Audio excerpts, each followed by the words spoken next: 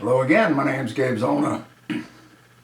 Caught a little bit of Glenn Beck in the car last night. I'm really not a fan of his, but I was on the radio station. And he started talking about a book he's put together that might help people understand the insanity that takes place in Islam. And he talked about a little 12-year-old girl. Now, for those of you that have daughters, remember what they looked like when they were 12? They wanted to go skipping. They wanted to play with their girlfriend's playhouse. They wanted to play with their daddy. Well, imagine a 12-year-old girl having grown men preach to her about their twisted cult of Islam. And imagine the horror as they explain to her that they have to pray because it'll bring them closer to God once they finish raping her. And imagine as she watches them get down on their knees with their asses in the air, praying to Allah. And then they mount her and they rape her. And when they're finished, they bow down to Allah again because they've told her that by them raping her, it brings them closer to God. This little girl that Glenn Beck spoke about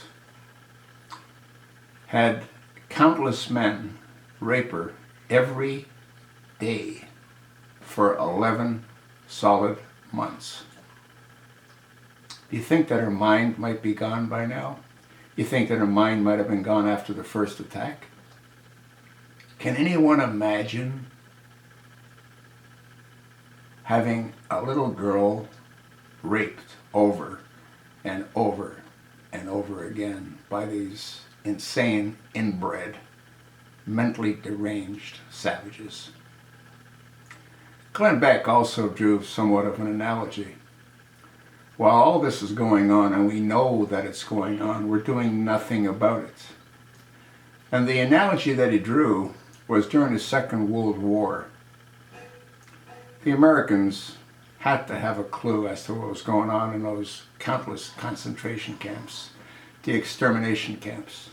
Was there ever an effort made to bomb the train tracks that brought millions of people to be slaughtered?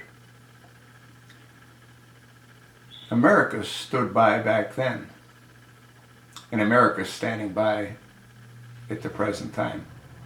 We know this kind of genocide is taking place. The little girl was a Yazidi Christian, or is a Yazidi Christian. I don't know if she's passed or her mind can't be right.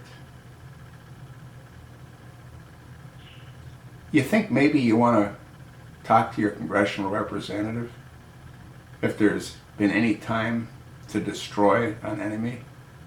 That time is now. Actually, that time was quite a while ago. Do you not understand what's happening to this country? Do you not understand that we have a radical, extremist, Islamic, homosexual, Muslim, Arab destroying our way of life? How many Muslim Brotherhood members has the chosen one with the floppy ears put into key cabinet positions? Folks, you've heard me say countless times, it's too late. I think it's too late for Americans to allow this kind of atrocity that we know is going on, and allowing it to go on is deplorable.